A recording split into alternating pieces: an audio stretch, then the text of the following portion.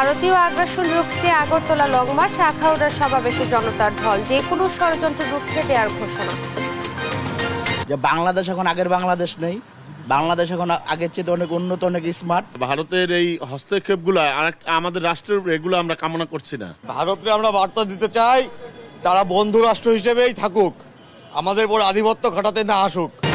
ভারতের সঙ্গে নতজানু পররাষ্ট্র নীতি থেকে সরে এসেছে সরকার, কুমিল্লা উপদেষ্টা আসিফ মাহমুদ। চলমান থাকবে স্বাভাবিক সম্পর্ক। কারো রক্তচক্ষুকে ভয় পায় না দেশের মানুষ, হুঁশিয়ারি জামাত আমিরের। বিদেশে বসে প্রবাসীদের ভোট দেওয়ার ব্যবস্থা করার দায়। বিজয় দিবসের সংবর্ধনা অনুষ্ঠানে দাওয়াত পেলেন খালেদা জিয়া ও তারেক রহমান। আমন্ত্রণপত্র বিএনপি চেয়ারপারসনের কার্যালয়ে। বাজারে নেই পর্যাপ্ত ভোজ্য তেল, কৃত্রিম সংকটে দাম বাড়ানোর পায়তারা দেখছে ক্যাব। সরকারের কঠোর পদক্ষেপ চান ভোক্তা। অভিযোগ না দিয়েই বাদী, জুলাই অভ্যুত্থান ঘিরে মামলা বাণিজ্যে নারায়ণগঞ্জের নজু মেম্বার। হয়রানিতে শহীদ পরিবার। কাবুলে স্বরাষ্ট্র মন্ত্রণালয়ে আত্মঘাতী বোমা হামলা, শরণার্থী বিষয়ক মন্ত্রী সহ নিহত 6। আফগানিস্তানে নতুন করে উত্তেজনা।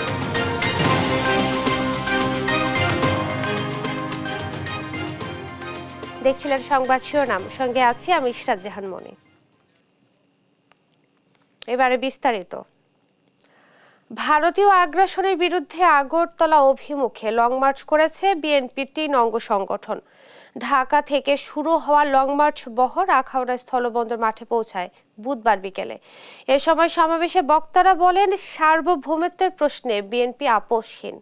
দেশের মানুষ যে কোনো দুর্যোগ ঐক্যবদ্ধভাবে মোকাবেলা করতে প্রস্তুত বলেও হুঁশিয়ারি দেন তারা। সহকর্মীদের তথ্য ছবিতে আপন অপুর রিপোর্ট। ভারতীয় আগ্রাসনের প্রতিবাদে আগরতলা অভিমুখে বিএনপির 3 সংগঠনের লং মার্চ বিকেল 4টার দিকে আখাউড়ায় পৌঁছায়। পরে স্থলবন্দর মাঠে সমাবেশে বক্তব্য রাখেন 3 সংগঠনের নেতারা। যুবদল সভাপতি আব্দুল মোনায়েম বলেন, বাংলাদেশের স্বাধীনতা সার্বভৌমত্বের প্রশ্নে আপোষহীন বিএনপি, যে কোনো ঝুঁকি নিতে প্রস্তুত দেশের জনগণ। স্বাধীনতা সার্বভৌমত্বের জন্য এই দেশের জনগণ যে কোনো ঝুঁকি নিতে প্রস্তুত আছে।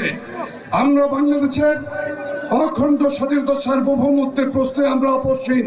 ইস্পাত কঠিন ঐক্যের মাধ্যমে বাংলাদেশের স্বাধীনতার প্রতি যে শোষণ দৃষ্টি দিয়েছে সেটাকে প্রতিহত করতে হবে।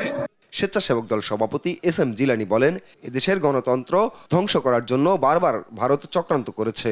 সীমান্তে হাজার মানুষ হত্যা করেছে, পানির ন্যায্য হিস্যা দেয়নি, রক্তচক্ষু দেখিয়ে লাভ নেই। যে কোনো দুর্যোগ দেশের মানুষ ঐক্যবদ্ধভাবে মোকাবিলা করতে প্রস্তুত বলেও হুঁশিয়ারি দেন তিনি। গণতন্ত্র ধ্বংস করার জন্য ভারত বারবার বাংলাদেশের বিরুদ্ধে চক্রান্ত করেছে।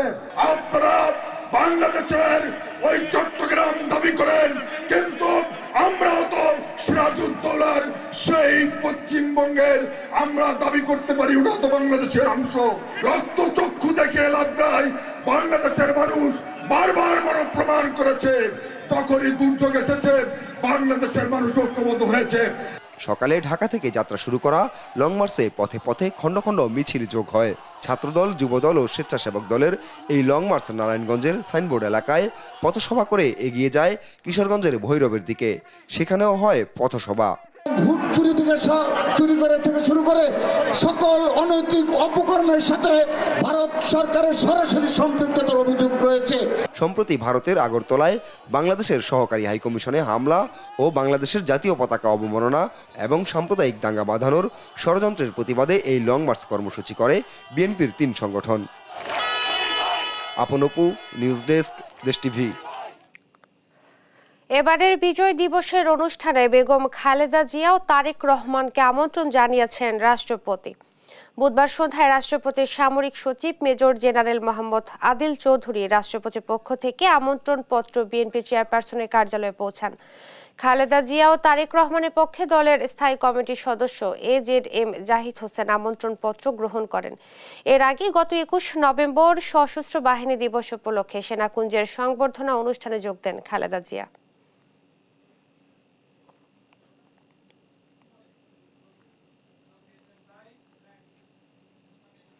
ভারতের সঙ্গে নতজানু পররাষ্ট্র নীতি থেকে অন্তর্বর্তীকালীন সরকার সরে এসেছে, এমন মন্তব্য করেন স্থানীয় সরকার উপদেষ্টা আসিফ মাহমুদ।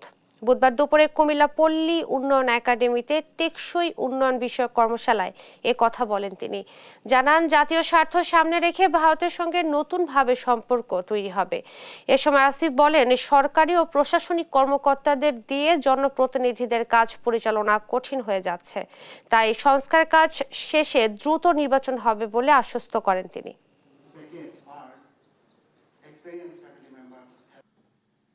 প্রতিনিধি ছাড়া আসলে স্থানীয় সরকার চালানো গভর্নমেন্ট অফিসিয়ালস দিয়ে খুব টাফ হয়ে যাচ্ছে, এবং আপনারা জানেন আমাদের যারা অফিসিয়ালস আছে অনেকেই অতিরিক্ত দায়িত্বে এই জায়গাগুলোতে আছেন, ফলে নাগরিক সেবার ক্ষেত্রে অনেক বিঘ্ন ঘটছে। ইলেকশন কমিশন মোটামুটি ভোটার হালনাগাদ সহকারে যেই বেসিক জিনিসগুলো সেগুলো শেষ করলে আমরা হয়তো একটা স্থানীয় সরকার নির্বাচনের কথা ভাবতে পারি।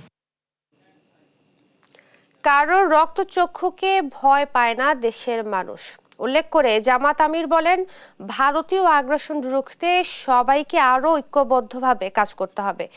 এ সময় প্রবাসীদের ভোটার তালিকায় অন্তর্ভুক্ত করে বিদেশের মাটিতে ভোট প্রয়োগ করার ব্যবস্থা করার উপর তাগিদ দেন তিনি।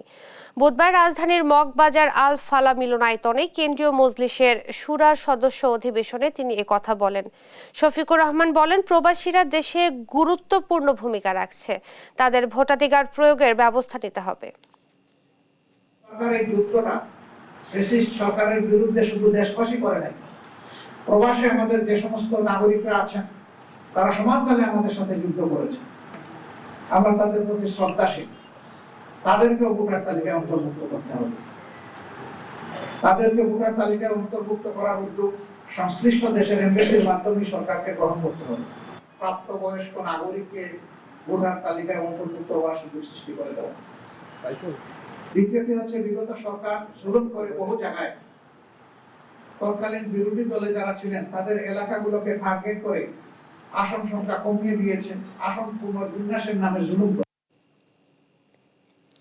ভুয়া মুক্তিযোদ্ধারা স্বেচ্ছায় স্বীকার করলে সাধারণ ক্ষমা ঘোষণা করা হবে, নয়তো তাদের বিরুদ্ধে ব্যবস্থা নেওয়া হবে বলে কঠোর হুঁশিয়ারি দিয়েছেন মুক্তিযুদ্ধ বিষয়ক উপদেষ্টা ফারুকী আজম।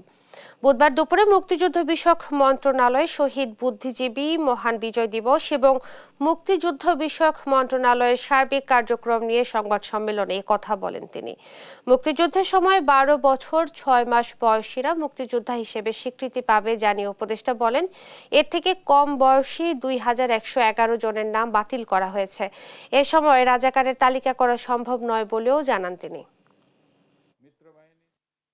নির্ধারণ করা হয়েছিল, এর নিচে যে সমস্ত মুক্তিযোদ্ধা, যে সমস্ত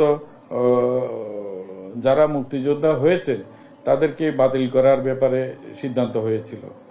বহু অভিযোগ আছে যে মুক্তিযোদ্ধা না হয়েও এখানে মুক্তিযোদ্ধা হিসাবে তারা তালিকাভুক্ত হয়েছে, গেজেটভুক্ত হয়েছে এবং সুবিধাদি গ্রহণ করছে। তো আমার দৃষ্টিতে এটা একটা জাতির সাথে প্রতারণা। এটা ছোটখাটো অপরাধ নয়, অনেক বড় অপরাধ। আদালতের কাছ থেকে যখন এই বিষয়টা নির্ণীত হবে তখন আমরা তাদের তো বাতিল করবই এবং এটার জন্য প্রয়োজনীয় সাজার জন্য আমরা ব্যবস্থা করব। বড় দুর্নীতিবাজরা কেউই ছাড় পাবে না বলে হুঁশিয়ারি দিয়েছেন দুদকের নতুন চেয়ারম্যান। আগামী 7 দিনের ভিতর নিজেদের সম্পদের হিসেব গণমাধ্যমে প্রকাশের ঘোষণাও দেন এম.এ. মোমেন। এদিকে দুদকের নতুন কমিশনার আলী আকবর আজিজি বলেন, দুর্নীতিবাজদের চিহ্নিত করা কমিশনের দায়িত্ব, বিচার করা নয়। ফজল আদিত্যের রিপোর্ট। গত 29 অক্টোবর দুর্নীতি দমন কমিশনের চেয়ারম্যান ও কমিশনারের পদত্যাগের পর মঙ্গলবার বিকেলে মন্ত্রিপরিষদ বিভাগের এক প্রজ্ঞাপনে দুদকের নবনিযুক্ত চেয়ারম্যান ও কমিশনারদের নাম উল্লেখ করা হয়।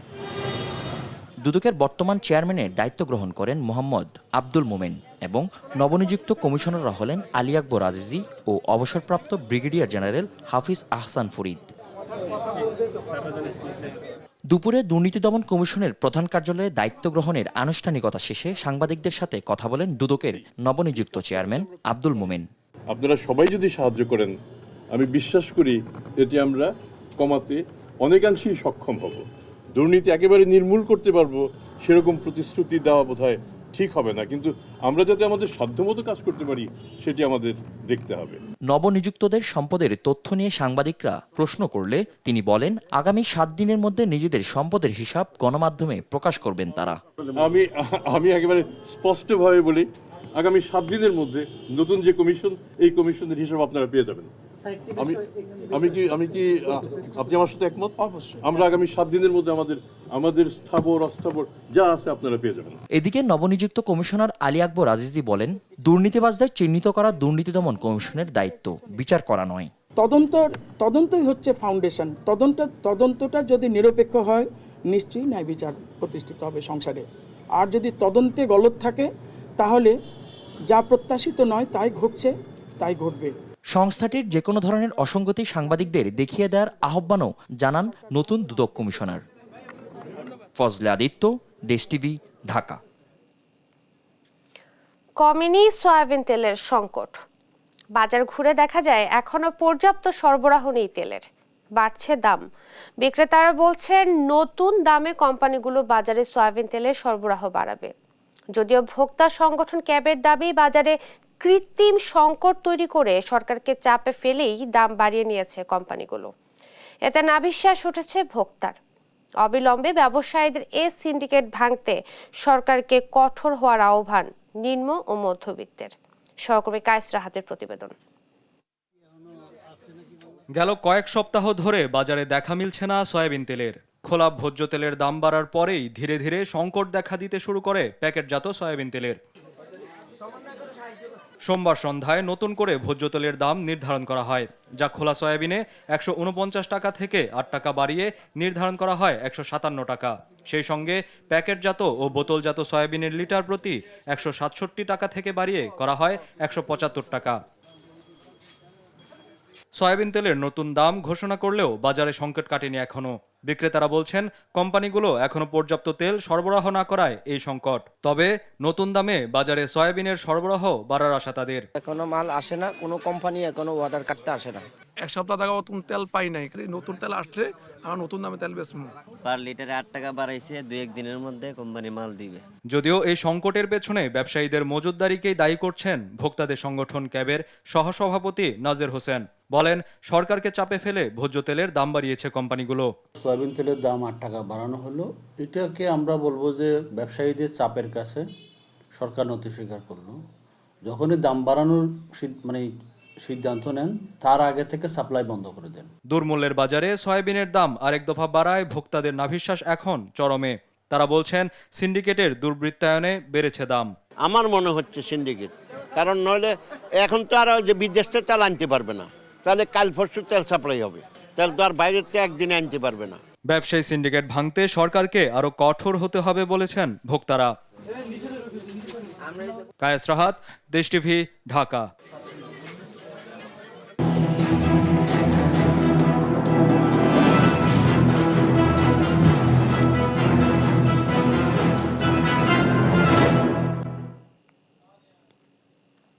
মামলা না করেও হয়েছেন বাদী। গণহত্যায় জড়িত না থাকলেও অনেকেই হয়েছেন আসামি। এমন মামলা বাণিজ্যের মাস্টারমাইন্ড নারায়ণগঞ্জের নজু মেম্বার। অভিযোগ, ব্যক্তিগত দ্বন্দ্বে হত্যা মামলায় আসামি করা হয়েছে অনেককে। তার হয়রানিতে দিশেহারা শহীদ পরিবারও। মিথ্যা মামলা বাণিজ্য ধারাবাহিকের আজ 4র্থ পর্ব।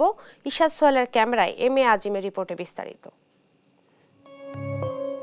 নারায়ণগঞ্জের ফতুল্লায় জুলাই আগস্ট বিপ্লবকে কেন্দ্র করে মিথ্যা মামলা বাণিজ্যে মেতে উঠেছেন নজরুল মাতুব্বর ওরফে নজু মেম্বার। সহযোগিতার আশ্বাস দিয়ে একাধিক শহীদ পরিবারের সদস্যদের এনআইডি আর স্বাক্ষর নিয়ে শত শত মানুষকে করছেন মামলা হয়রানি। তার প্রতারণার অন্যতম শিকার অটোচালক ফয়সাল। নিজের অজান্তেই হয়েছেন হত্যা মামলার বাদী। সহযোগিতার আশ্বাস দিয়ে নজু মেম্বার এনআইডি আর স্বাক্ষর নিয়ে তাকে বাদী করে হত্যা মামলায় ফাঁসিয়েছেন 200-রও বেশি মানুষকে। কাগজপত্র দিলাম, পরে আমরা বলছে যে সহযোগিতা দিয়ে বৈশাখ আমরা সই দিলাম ভাই। পরের দিন শুনি নাকি আমার বাদী বানাইয়া 229 জনের মামলা হয়েছে।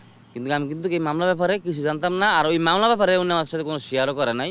অধিকাংশ আসামিদের চেনেই না ফয়সাল। শুধু আসামি নয়, বিপাকে এখন তিনি নিজেও। বাবা মারা গেল, তার ফিরে তোমরা পাইতে না আমার বাবুর উপরে এরকম একটা মিথ্যা একটা অপবাদ দিয়া মামলা কইরা এই নিরীহ মানুষটির যে হয়রানি কইরা যে আজকে তো আমার অন্তত আমার ফ্যামিলি তো আছেই, আমি যে টেনশন থাকলে আমার ফ্যামিলি টেনশন থাকবো না। নজু মেম্বারের এমন মিথ্যা মামলা হয়রানিতে দিশেহারা শত শত পরিবার। ফয়সালকে বাদী করে করা মামলায় এ পরিবারের দুজনকেই আসামি করেছে নজু। রাজনীতি না করলেও মসজিদ কমিটির দ্বন্দ্বে নজু মামলায় ফাঁসিয়েছেন তাদের। আমরা তো ভাই রাজনীতি করি না, আমাদের তো এরকম হয়রানি করার কোনো প্রশ্ন হয় না। আমার এলাকার আশেপাশে জিজ্ঞেস করে দেখেন রাজনীতি পারপাসে কোনো জায়গায় আমরা ইনকাম করছি কিনা। নজু মাতবররা মসজিদ কমিটি নিতে চায়, তার জন্য এটা করছে, কারণ এই মসজিদের জায়গাটা আমাদের বংশ থেকে দেওয়া। বাদ পড়েনি নিজ স্বজনরাও।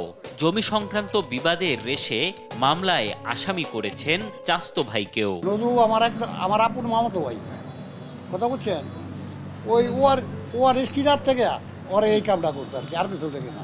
কোনো রাজনীতির মধ্যে ওর কোনো কাগজপত্র ওর কোনো নাম দেওয়া যেত না। এবার মুখোমুখি হতে চাই নজরুল মাতুব্বর ওরফে নজু মেম্বারের। তার দাবি, মানবিক বিষয় বিবেচনা করেছেন তিনি। শহীদ পরিবারগুলোর পক্ষে মামলা দিয়ে আওয়ামী লীগ কর্মীদের রোষানল থেকেও বাঁচিয়েছেন সবাইকে। এই এলাকা ভিত্তি যারা আওয়ামী লীগ করে এরা যার নেহারি ছাড়ে মারতে ধরতেছে, তখনের জন্য যে আমি সম্পৃক্ত হয়েছি যে কেন ওরা মামলা হয়েছে, ওর বাপ মারা গেছে, মামলা হয়েছে, ঠিক আছে, ওর বাপে আন্দোলনে গেছে, গুলি করছে, ডাইরেক্ট ওপেন গুলি করে মারছে আওয়ামী লীগের লোকজন, তো মামলা হইতে মামলা করছে। তোমাদের এখন তোমরা যদি নির্দিষ্ট কোর্টে নির্দোষ প্রমাণ করে এসে পারবা। তবে নারায়ণগঞ্জ জেলা পুলিশ বলছে, প্রতারণার মাধ্যমে বাদী করে মামলা হয়রানির অভিযোগ পেলে ব্যবস্থা নেবেন তারা। যদি এমন কোনো বিষয় থাকে তাহলে বাদীর অবশ্যই অধিকার আছে, তিনি আদালতে গিয়ে কথা বলতে পারেন, আমাদের কাছেও বলতে পারেন। আমাদের কাছে বললে আমরা তখন আমাদের আইনানুগ যে ব্যবস্থা আছে আমরা সেগুলো নেওয়ার চেষ্টা করব। জুলাই আগস্ট বিপ্লবে নারায়ণগঞ্জ জেলায় নিহত হয় 23 জন। তবে জেলা জুড়ে হত্যা মামলা হয়েছে 37টি, যাতে আসামি 7,000-এরও বেশি। এম এ আজিম, দেশ টিভি, ঢাকা। নড়াইলের শত কোটি টাকার পাটকাঠি যাচ্ছে দেশের বিভিন্ন জেলায়। একটা সময় উৎপাদিত পাটকাঠি নিজেদের জ্বালানি ও বাড়ির গৃহস্থালির কাজে ব্যবহার করা হলেও গেল কয়েক বছর ধরে তা যাচ্ছে দেশের বিভিন্ন কোম্পানিতে। এতে 3টি উপজেলায় বছরে প্রায় 100 কোটি টাকার পাটকাঠি বিক্রি হচ্ছে। সহকর্মী শরীফুল ইসলামের পাঠানো তথ্য ছবিতে বিস্তারিত ডেস্ক রিপোর্টে। আদিকাল থেকে নড়াইলের প্রান্তিক কৃষকরা পাটের আবাদ করে আসছেন। সে সময় বাজারে পাটকাঠির তেমন মূল্য ছিল না, তবে বর্তমানে বিভিন্ন কাজে পাটকাঠির চাহিদা বেড়েছে ব্যাপকভাবে। এখন অর্থনৈতিক পণ্য হিসেবে এটি বিক্রি হচ্ছে জেলার লোহাগড়া, কালিয়া এবং সদর উপজেলার বাজারগুলোতে। এতে লাভবান হচ্ছেন হাজারো প্রান্তিক কৃষক। উৎপাদিত পাটকাঠির মাঝে বড়গুলো কাউন হিসেবে বেশি দামে আর ছোট পাটকাঠি কেজিতে বিক্রি করা হয়। জেলার কয়েক হাজার ক্ষুদ্র ব্যবসায়ী সরাসরি কৃষকের কাছ থেকে কিনে মজুত করেন, পরে তা খুলনা, ঢাকা, চট্টগ্রাম সহ দেশের বিভিন্ন জেলায় বিক্রি করেন।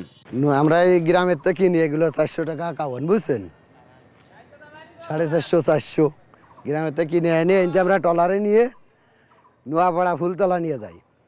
ওরা বিভিন্ন দামে পাইকারি বেচে বেড়ায়। এই পাটকড়ি আগে বেদামি ছিল, কোনো কিনা বেচা ছিল না, তার জন্যই মানুষ বাড়ি গাদি দিয়ে পুরাই নষ্ট করে ভিজে, নষ্ট কোনো মূল্যবান ছিল না। এখন এই খড়িগুলো মূল্যবান হয়েছে। আমাদের পাটকাঠি খুলনা, যশোর, কুষ্টিয়া, ঝিনাইদহ, বারোবাজার, কালীগঞ্জ সব জায়গায় যায়। জেলায় চলতি বছর পাটকাঠি উৎপাদন হয়েছে 1,40,985 মেট্রিক টন, যার বর্তমান বাজার মূল্য 135 কোটি টাকা। তাদের যে বাই প্রোডাক্ট হিসেবে যে পাট কাঠি হয় সেটা কিন্তু তারা ভালো দামে বিক্রি করতে পারে। দেখা যায় যে 1 হেক্টর জমিতে 3 টন যদি পাটের আঁশ হয়, যেটা বাজার মূল্য 2-2.5 লাখ টাকা যদি হয়ে থাকে, সেখানে তারা পাট কাঠি বিক্রি করে প্রায় 30-35 হাজার টাকা তারা ইনকাম করছে। কাঠি যদি ব্যবহার আরও বৃদ্ধি পায় এবং এটা বিভিন্ন শিল্প প্রতিষ্ঠান যদি এগিয়ে আসে, তো এটা মার্কেটের চাহিদা বৃদ্ধি পাবে এবং এটা দামও পাবে কৃষক, এবং কৃষক দিনে দিনে পাট চাষে আরও বেশি আগ্রহ বৃদ্ধি পাবে। সরকারি সহায়তা পেলে কৃষকের উৎপাদিত এই পাটকাঠি বিদেশে রপ্তানি সম্ভব বলেও মনে করছেন সংশ্লিষ্টরা। নিউজ ডেস্ক, দেশ টিভি। অযত্ন অবহেলায় মানিকগঞ্জের একমাত্র মুক্তিযোদ্ধা পৌর শিশু পার্ক। এরই মধ্যে নষ্ট হয়ে গেছে শিশুদের বিভিন্ন রাইড। পানি জমে জায়গাটি পরিণত হয়েছে ডেঙ্গুর আবাসস্থলে। আর সন্ধ্যা নামলেই বসে মাদক সেবীদের আড্ডাখানা। সহকর্মী আব্দুল আলিমের পাঠানো তথ্য ছবিতে ডেস্ক রিপোর্ট। এক সময়ের শিশুদের আনন্দের স্বর্গরাজ্য আকর্ষণ হারিয়ে এখন মলিন চেহারায়। 2007 সালে শিশুদের খেলার জন্য মানিকগঞ্জ জেলা প্রশাসকের কার্যালয়ের সামনে প্রায় 1 একর জায়গায় প্রতিষ্ঠিত করা হয় মুক্তিযোদ্ধা পৌর শিশু পার্ক। পরবর্তীতে 2018 সালে 20 লাখ টাকা ব্যয়ে পার্কটি সংস্কার করে পৌর কর্তৃপক্ষ। স্থাপন করা হয় শিশুদের জন্য দোলনা, স্লিপার, রাউন্ড দোলনা, চলন্ত ট্রেন, খেলনা সহ বিভিন্ন প্রাণীর 14টি ভাস্কর্য। তবে কর্তৃপক্ষের সঠিক তদারকি ও অব্যবস্থাপনায় খেলনাগুলো প্রায় নষ্টের দ্বার প্রান্তে। এক সময়কার চকচকে ভাস্কর্যগুলোও অযত্নে এখন অনেকটাই বিবর্ণ। পার্কের টয়লেট ও ওয়াশরুমগুলোও ব্যবহার অনুপযোগী, যার দুর্গন্ধ পুরো পরিবেশকেই করে তুলছে অস্বস্তিকর। যে এত ময়লা আবর্জনা, মানুষ এখানে একটু বসবেই করবে, সেই পরিবেশটা এখানে নাই। আসলে আমাদের দাবিটা এটা তো যেহেতু শিশু পার্কগুলো সবাই চিনে, আর আমরা বিকেলে বাচ্চা নিয়ে আসতাম, এখন সেই মানে পরিবেশটাও নাই। ময়লার ডাস্টবিনও বলা ছিল। তদারকির অভাবে এখন এটা ময়লার ভাগাড়ে পরিণত হয়েছে, আর মূলত সমস্যা হলো নজরদারির অভাব। শিশু পার্কটির বর্তমানের অবস্থাটা সত্যি নাজুক, আর ঢাকার পার্শ্ববর্তী জেলা হিসেবে আমাদের বিনোদনের জন্য তেমন কোনো জায়গা নেই। আর যাও একটা জায়গা ছিল, এই জায়গাটা বর্তমানে মাদক সেবীদের আড্ডা, প্লাস এর সাথে যারা সংযুক্ত ছিলেন তাদের তদারকির কারণে বর্তমানে এর অবস্থা খুবই বাজে। আর আগেও আমরা দেখেছি অনেক পরিষ্কার ছিল, কিন্তু ইদানিং দেখা যাচ্ছে এটা ঝোপঝাড়ে ভরে গেছে। যদিও পার্কটি সংস্কার করে বিনোদন উপযোগী করে তোলার আশ্বাস দিলেন জেলা প্রশাসক। আমাদের লোকজন শিশু পার্কটি পরিদর্শন করে এসেছে। আমরা মোটামুটি একটা অ্যাজাম্পশন করার জন্য বা এস্টিমেট করার জন্য আমরা আমাদের কর্মকর্তাদের বলে দিয়েছি কি পরিমাণ খরচ হবে, সেগুলো আমরা সংস্থান করতে পারলে আমরা কাজ শুরু করে দেব। পার্কটি সংস্কার করে শিশুদের জন্য আরো উপযুক্ত, নিরাপদ ও আনন্দদায়ক পরিবেশ গড়ে তোলার দাবি স্থানীয়দের। নিউজ ডেস্ক, দেশ টিভি। আমদানি করা চাল বাজারে আসার পরেও কুষ্টিয়ায় নতুন করে বেড়েছে চালের দাম। সব ধরনের চালই কেজি প্রতি বিক্রি হচ্ছে 2 থেকে 3 টাকা বাড়তি দামে। দেশি চালের মতো চড়া দাম আমদানিকৃত চালেরও। এতে চরম বেকায়দায় পড়েছে সাধারণ ভোক্তারা। দুষছেন মিল মালিকদের সিন্ডিকেটকে। তবে মিল মালিকরা বলছেন ধানের বাড়তি দামের কারণেই বাড়ছে চালের দাম। ইরফান টানা ক্যামেরায় কুষ্টিয়া থেকে নাহিদ হাসান তিতাসের রিপোর্ট। চাল নিয়ে চালবাজি চলছেই। আমনের ভরা মৌসুমেও অস্থির কুষ্টিয়ার চালের বাজার। সরকারের আমদানিকৃত চালও এসেছে বাজারে, তারপরেও ফেরেনি স্বস্তি। দাম কমাতো দূরের কথা, সব ধরনের চালের দামই নতুন করে কেজি প্রতি বেড়েছে 2 থেকে 3 টাকা।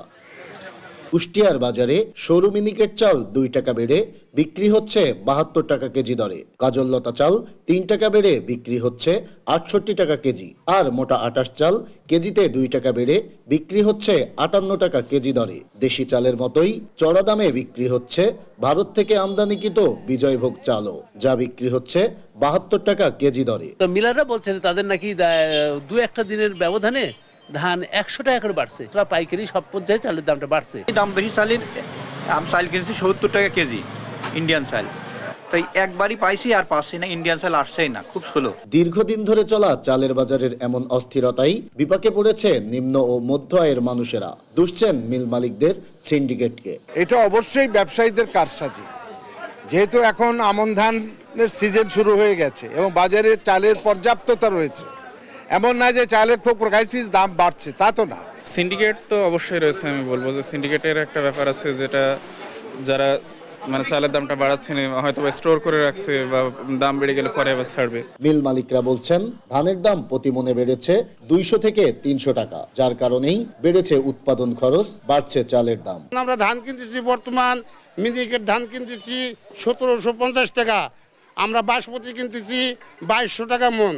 প্রতি মন ধান প্রতি অন্যান্য বছরের চেয়ে গত বছরের চেয়ে 300 টাকা করে বৃদ্ধি খাইছে, বর্তমান বৃদ্ধি হয়েছে। যে ধানটা আমরা গত 1 মাস আগেও 1600 টাকায় কিনছি, সেটা আজকে সেই ধান 1800 টাকা, 200 টাকা 150 টাকা প্রতি মন ধানের দাম বেশি। সরকারের নানামুখী পদক্ষেপের পরেও দেশের চালের বাজারের অস্থিরতা না কমার কারণ হিসেবে মিল মালিকদের সিন্ডিকেটকেই দুষছেন সাধারণ ভোক্তারা। নাহিদ হাসান তিতাস, দেশ টিভি, কুষ্টিয়া।